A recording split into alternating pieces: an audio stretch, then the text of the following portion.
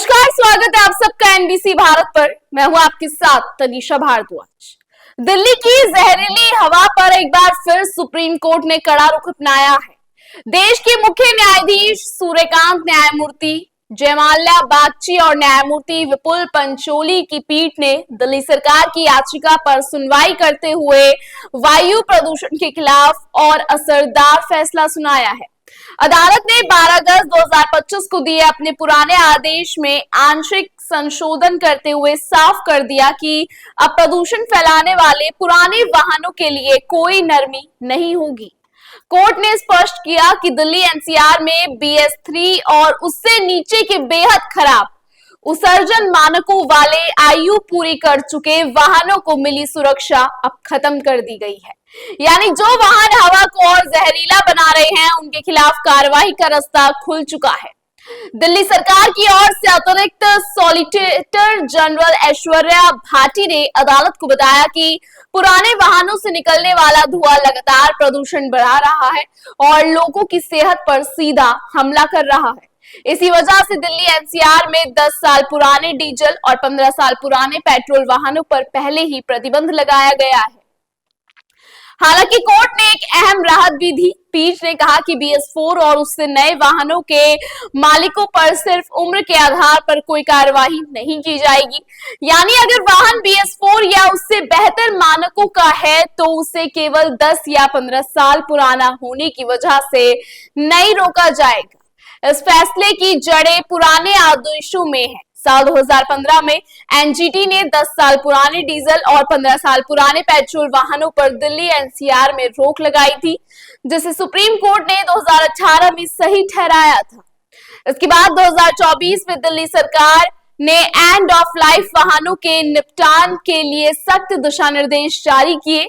हाल ही में 1 जुलाई 2025 में से ऐसे वाहनों को पेट्रोल पंपों पर ईंधन न देने का आदेश भी आया, लेकिन जनता के भारी विरोध के बाद उसे रोकना पड़ा।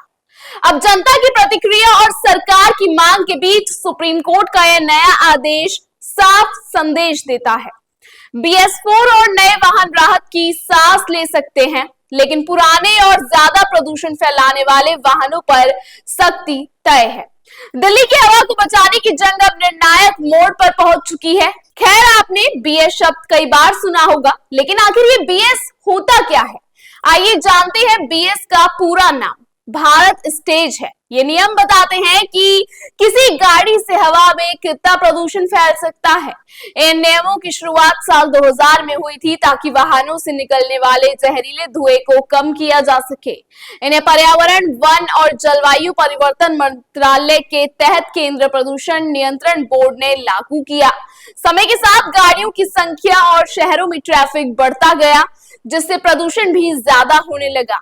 इसी कारण सरकार ने नियमों को धीरे धीरे और सख्त किया। पहले BS1 लागू किया, फिर BS2, फिर BS3, फिर BS4 आए और अब देश में BS6 मानक लागू है। इनका मकसद साफ है, साफ हवा और बेहतर पर्यावरण को बढ़ावा देना। अब जरा BS1 से BS6 तक का सफर भी देख लीजिए। BS1 भारत स्टेज 1, भारत का पहला उत्सर्जन मानक। गाड़ियों के धुएं पर पहली बार सीमा तय। कार्बन मोनोऑक्साइड और जहरीली गैसें ज्यादा, आज के समय में बहुत ज्यादा प्रदूषणकारी माना जाता है। BS2 भारत स्टेज 2, 2001 से 2010 के बीच लागू। BS1 से कम प्रदूषण की अनुमति। ईंधन में सल्फर की मात्रा घटाई गई, सुधार हुआ लेकिन प्रदूषण रोकने में कमजोर साबित हुआ। BS3 भारत स्टेज 3, 2005 से 2010 तक लागू। पार्टिकुलेट मैटर PM पर सख्ती बढ़ी।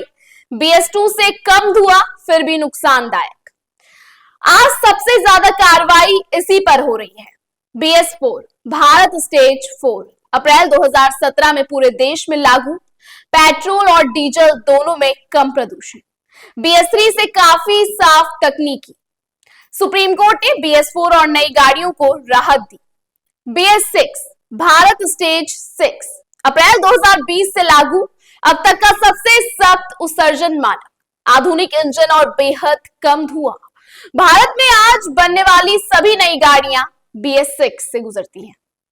आंकड़े बताते हैं कि सुप्रीम कोर्ट ने जो ऑर्डर दिया है उससे असर काफी बड़ा होने वाला है।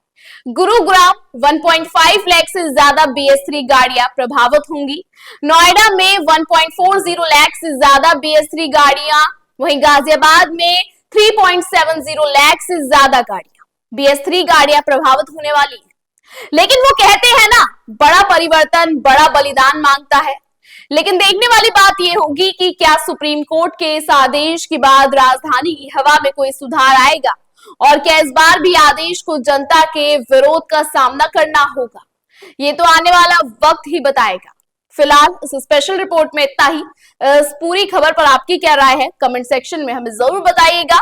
देश और दुनिया की तमाम बड़ी खबरों को लगातार देखने के लिए बने रहिए NBC भारत पर।